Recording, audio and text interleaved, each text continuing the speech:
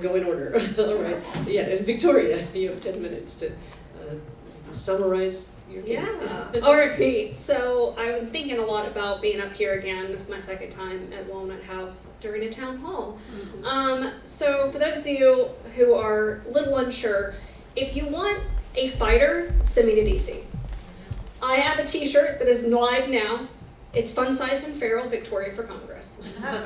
Because I am fun-sized and feral.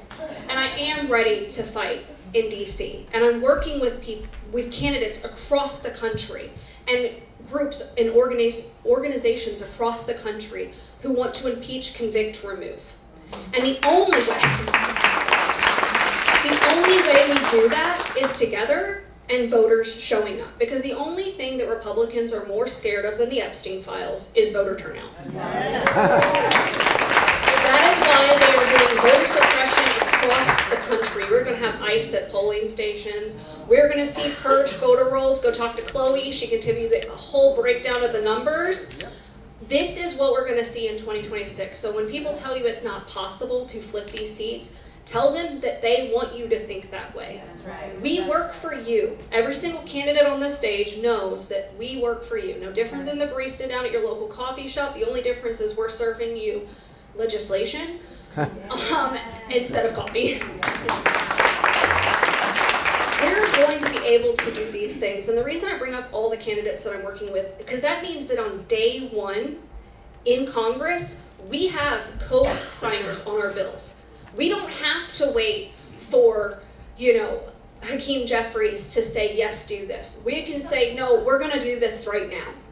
We need to do these things right now. We need to bring accountability back to DC, back to politicians. I'm a politician. You go Google me and it says I'm a politician, and I fought that for a long time, but I realized we're all a little shady. I'm just a different kind of shady.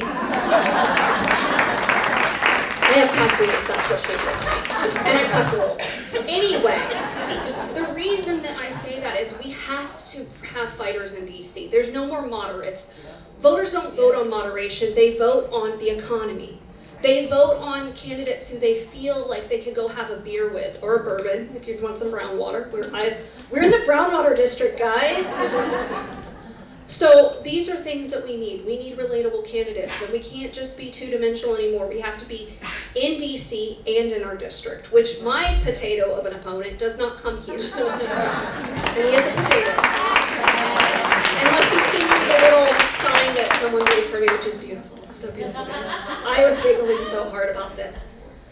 So when I go to DC and when I win this year, we're going to bring change. I'm going to show you what it is possible with a mom with 2 tiny humans, 3 fur babies, fostering with a local humane society. I also didn't mention, and I'm just going to do this because she's going to hate it, I have an exchange student.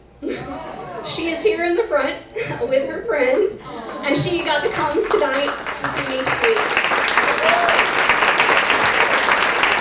So you get 33-year-old mom parenting a 17-year-old. I'm doing a pretty good job, right?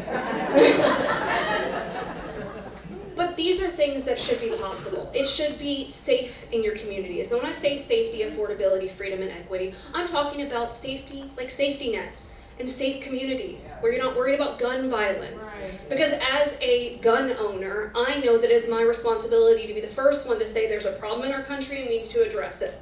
Yeah. As a mother, I shouldn't be sending my kindergartner to school wondering if, when I go to the pickup line, if he's going to walk out the door. Because I have friends who are literally having to leave their cities because their child was shot. Nikki and Brett Cross are people that I met on TikTok. Their son, Uzziah, was shot in Uvalde. And when I say hearing that story is unimaginable, I can't imagine it, and I know him. And he's now alone because of that. That should not be someone's experience. Because one child's life is more important than a gun.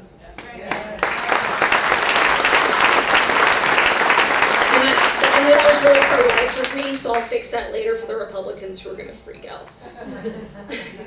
These are things that we have to address. When we talk about affordability, it's your grocery prices. It's being able to afford the American dream or have an affordable community because maybe you want a townhouse, but you want to park that's like right down the block, because that's what they have in other countries. You want to have small towns where you have a local coffee shop and a local bakery and a little shop where you can maybe grab a beer on the weekend, so you don't have to drive 45 minutes for a decent Applebee's. These are things that should happen. And when I talk about freedom, I'm talking about making sure your voting rights are protected, because you should be able to immediately vote turning 18 years old. There shouldn't be some sort of like fill out. We know we have the data. Look, Facebook knows, like all those ads that you're seeing right now, they know because I literally input your data. Facebook has it, I have it. Why aren't we utilizing that to modernize our voting system? When I talk about freedom to choose your medical care, the best for you, your gender affirming care, making sure that you're able to marry the person that fits the bill, or not get married, because sometimes that seems like too much. Freedom to live your life. And then equity, because it should be equitable.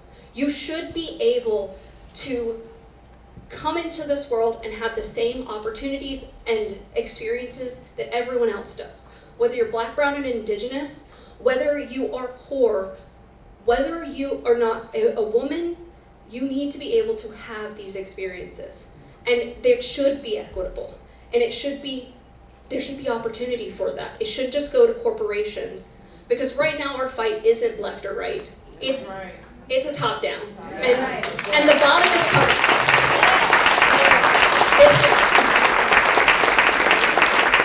So when you're out and about, because people are going to say, well, how can she win? She's a no name. It's a red state. No, we're a gerrymandered, non-voting state. That's it. That's why I say I don't care about losing. I was an athlete. It's why I was sitting up here earlier. I was thinking about how bad my arthritis on my right side hurts. Because I'm like, oh God, all that soccer I played when I was like 18. Mistakes. Anyways, the reason that I'm talking about these things is because they know. They know we're coming for these seats. They know we're coming. They're scared. And they're going to start. We watched what happened with Afton, Maine, and 7. Imagine that across the country. Because they might put ICE and go after 15 of like the swing states. But if every single state comes out and votes, they can't fight us all. They don't have the money. They don't have the resources. They don't have the people. They don't even have the votes. They don't have the votes anymore. Nothing about what is going on with the pedo in charge is popular. And we have to address it. So show up. Go out and tell people about me. Safety, affordability, freedom, and equity. Victoria for Congress. It is Victoria for Tennessee, the number 4 Tennessee. Go look it up. There are policies there. But the only way I can fight for you is if I'm in office. And that $120,000 that I mentioned, I want to tell you, that's all small dollar donations. 95% of that. That is not corporate money. That's not AIPAC money, because I will not take that.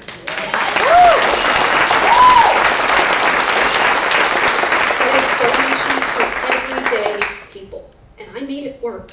And we grew the district. And now I've been running for 2 years. Imagine what we can do come November. It is right around the corner. So get out, decide if you're wanting to volunteer, pick your poison, if you will.